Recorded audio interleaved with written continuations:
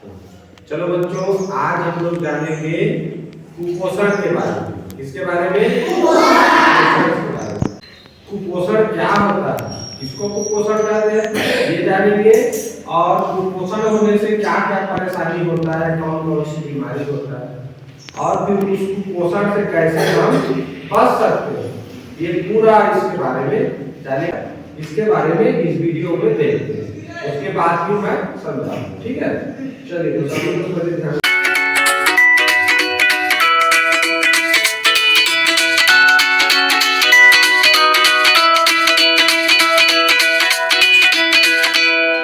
रोहन, तुम बताओ इसका उत्तर। जी मैम।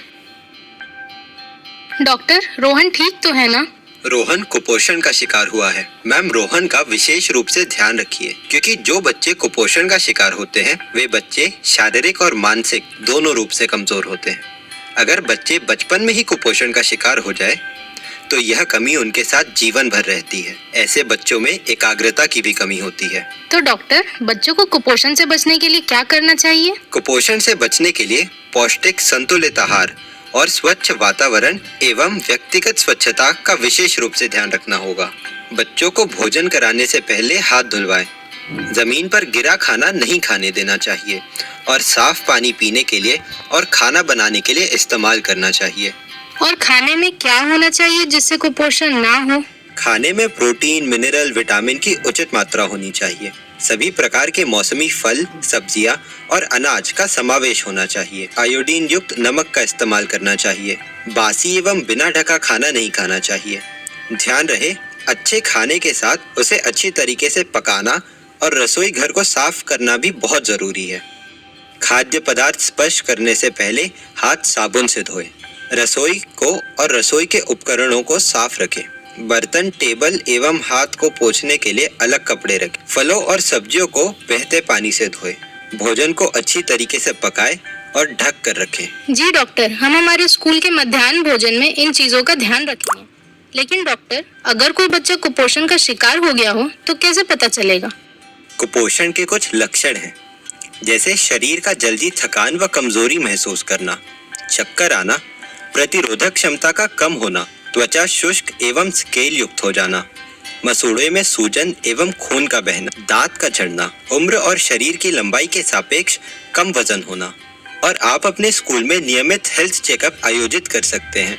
बच्चे का समय समय पर टीका कराना भी बहुत जरूरी है। मध्याह्न भोजन में मेनू चार्ट के हिसाब से भोजन उपलब्ध कराएं। शाला में वजन मापने वाली मशीन रखें और उम्र तथा शरीर की लंबाई के सापेक्ष वजन चार्ट दीवार पर प्रदर्शित करें। और फिर किसी बच्चे में कुपोषण के लक्षण लगे तो डॉक्टर से इलाज करवाएं, जैसे आज आपने करवाया है। धन्यवाद डॉक्टर। तो क्या समझे जी, कुपोषण क्या है, क्या होता है कुपोषण? बासी खाना नहीं खाना चाहिए, बासी खाना खाओगे तो हो सकता है। बासी खाना नहीं खाना चाहिए था। और क्या कहा? और साफ सुथरा रहना चाहिए। साफ सुथरा रहना चाहिए। किचन को साफ रखना चाहिए। किचन हाथ धोकर सब्जी काटने चाहिए। और खाते समय हाथ नहीं धोना चाहिए।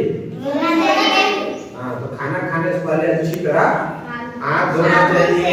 जहाँ हम खाना बनाते हैं किचन में, वो किचन भी साफ सुथरा होना चाहिए। वहाँ के बर्तन, वहाँ का हर सामान जिसका हम लोग खाना बनाने में यूज करते हैं। साथ ही साथ हमको भी साफ रखना है, शरीर को भी साफ रखेंगे। तो शरीर को साफ रखने के लिए क्या करते हैं? हाँ, शरीर को साफ कैसे रखेंगे? रोज अच्छे से साबुन लगाकर नहाएंगे। नाखून बड़ा हो गया तो नाखून काटेंगे, ठीक है, बाल बड़ा हो गया तो बाल काटेंगे। शरीर के हर अंगों की, नाखून की, हाथ की अच्छे से सफाई करेंगे। समझ आया? इससे क्या होगा, हम साफ सुथरा रहेंगे तो बीमारी हमारे अंदर नहीं आएगा। और सबसे बड़ी चीज क्या है, कुपोषण क्या है कि जानते हो? हम जो हमारे शरीर को जितना विटामिन, प्रोटीन, मिनरल ये सब चीज चाहिए ना, वो हम खाना खाते हैं उससे जाता है। अब मान लो हमको विटामिन चाहिए, अब विटामिन वाला कोई खाना ही नहीं खाएंगे तो हमारे शरीर को विटामिन मिलेगा? हमारे शरीर को रोज प्रोटीन चाहिए, तब वो अच्छे से काम करता है। अच्छे से हम पढ़ेंगे, अच्छे से हमारा दिमाग काम करेगा। दिमाग को बढ़ने के लिए, शरीर को बढ़ने के लिए विटामिन, प्रोटीन, मिनरल, कार्बोहाइड्रेट, ये सब पोषक तत्व बोलते हैं इसको, ये सब चाहिए। अब वो हमको खाना से मिलता, तो खाना खाते हैं ना, उसी में रहता है। तो विटामिन, प्रोटीन, मिनरल जो बोल रहे हैं ना, ये सारा चीज उसी में रहता है। अब विटामिन चाहिए तो विटामिन वाला कोई चीज खाएंगे तब तो जाएगा ना। प्रोटीन चाहिए शरीर को रोज, तो प्रोटीन वाला खाना खाएंगे तब तो जाएगा। अब बच्चे लोग, आप लोग क्या करते हो, घर वाले देखना साग सब्जी खाने को देते हैं खाना के साथ, तो कई बच्चे ऐसे हो जो कई तो सब्जी खाते ही नहीं खाते हैं। कोई करेला नहीं खाता है, कोई तरोई नहीं खाता है, नहीं खाते हो ना, तो उससे क्या होगा, अब वो करेला तरोई में जो विटामिन है वो तुम्हारे शरीर में तो वो कमी हो जाएगा, और कमी होगा क्या होगा, उससे हमारा बुद्धि का विकास होगा, हमारा बुद्धि नहीं बढ़ेगा। बुद्धि नहीं बढ़ेगा तो पढ़ना लिखना जल्दी नहीं सीखेंगे, सोचेंगे, समझ नहीं पाएंगे किसी चीज को। दूसरा, हमारा शरीर भी तंदुरुस्त, ताकतवर नहीं बढ़ेगा। कई लोग देखना खेलते रहते हैं, तुरंत थक जाते हैं। कई बच्चे देखो बहुत कमजोर है, सुमन को देखो, इसको देखो, हाँ इसको देखो, खड़ा हो जाए। ये बलराम को देखो, ये बहुत ताकतवर दिखता है देखने से, अब पढ़ने में भी होशियार है कि नहीं? तो इसका शरीर भी अच्छा तगड़ा, मोटा तगड़ा है, दिमाग भी अच्छा है, मतलब ये जो खाता है इसके अंदर बढ़िया पोषण जा रहा है। दिव्या भी देखो बढ़िया हिस्ट पुष्ट है ना, अमन को देखो बढ़िया तगड़ा, लंबा चौड़ा है, खेलने में फुर्तीला है, बुद्धि थोड़ा सा कम है, ध्यान नहीं, तो कुछ विटामिन कम होने से ध्यान नहीं आता। देखना कई बच्चे पढ़ाते हैं इधर उधर करते हो ना, तो फिर मैं उठक बैठक करवाता हूँ ना, तो वो विटामिन की कमी की वजह से लोग, इनका ध्यान पढ़ाई में नहीं लग पाता। ये कुपोषण की कमी की वजह से पोषण नहीं मिल पाता, उसको कुपोषण बोलते हैं, ठीक है।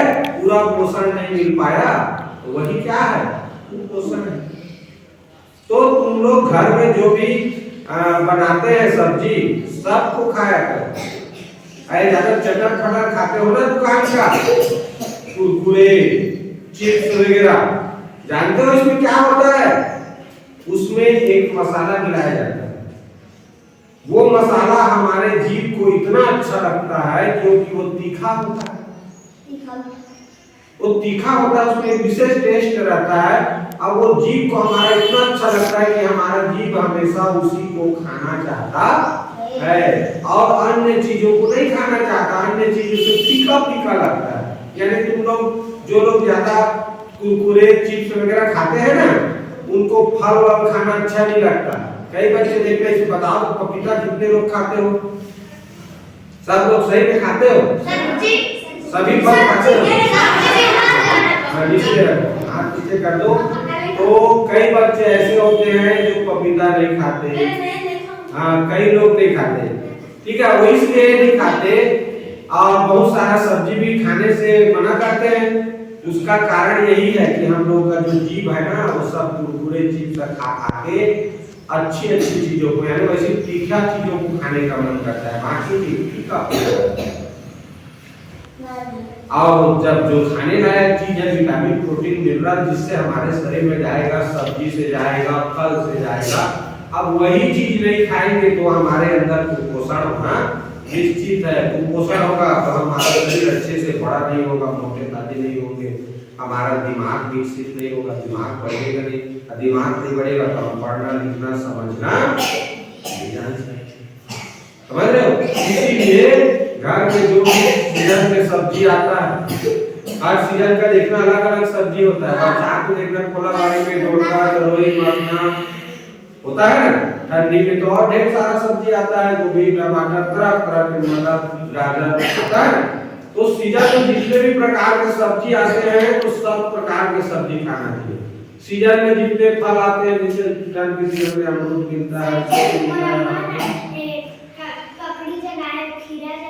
हाँ, तो सीजन में जितना भी होता है उसको घर में रहे, उसको अच्छे से खाओ और बढ़िया चबा चबा के खाओ।